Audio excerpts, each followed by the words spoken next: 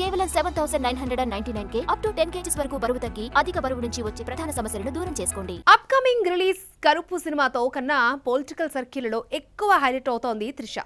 దళపతి విజయాన్ని తన గెలుపుగా భావిస్తున్న చెన్నై బ్యూటీ నెక్స్ట్ ఇండస్ట్రీలో కంటిన్యూ చేస్తుందా? రాజకీయాల్లోకి రంగప్రవేశం చేయనుందా?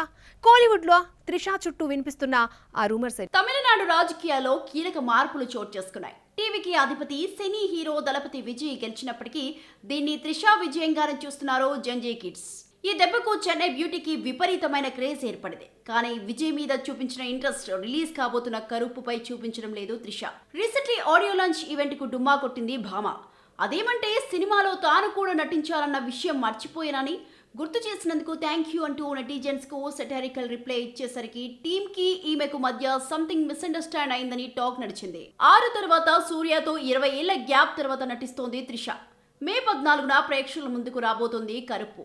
సినిమా రిలీజ్ కు వారమే రోజుల్లో ఉన్న సోషల్ మీడియాలో కూడా పెద్దగా ప్రమోషన్స్ చేయడం లేదు చెన్నై బ్యూటీ. ఇక కెరీర్ పరంగా త్రిష కొన్నాళ్ళుగా సక్సెస్ టెస్ట్ చేయలేదు. 2023లో విజయ్ తో నటించిన లియో తర్వాత ఆ రేంజ్ హిట్ చూడలేదు భామ.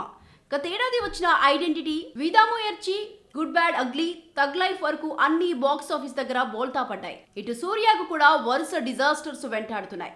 ఇద్దరికి కీలకంగా మారనుంది కరుపు సక్సెస్.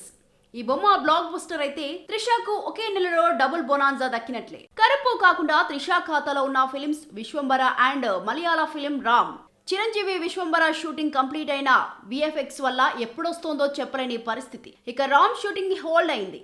అంతలో తమిళనాడు రాజకీయాల్లో త్రిష పేరు చక్కర్లు కొడుతోంది. ఎప్పటి నుండో పాలిటిక్స్ లో ఎంట్రీ ఇవ్వాలని చూస్తున్న చెన్నై బ్యూటీ ఇదే రైట్ టైం అని భావిస్తుందట. విజయ్ ఖాళీ చేసే ఓ ప్లేస్ లో త్రిష పోటీ చేయబోతుందన్న గట్టి బజ్ వినిపిస్తోంది. మరోవైపు దళపతితో 7 అడుగులు వేయనున్నట్లు టాక్ నడుస్తోంది. మరి మేడం దళపతి వెంట నడుస్తుందో, ఇండస్ట్రీలో బిజీ అవుతుందో లెట్స్ సీ.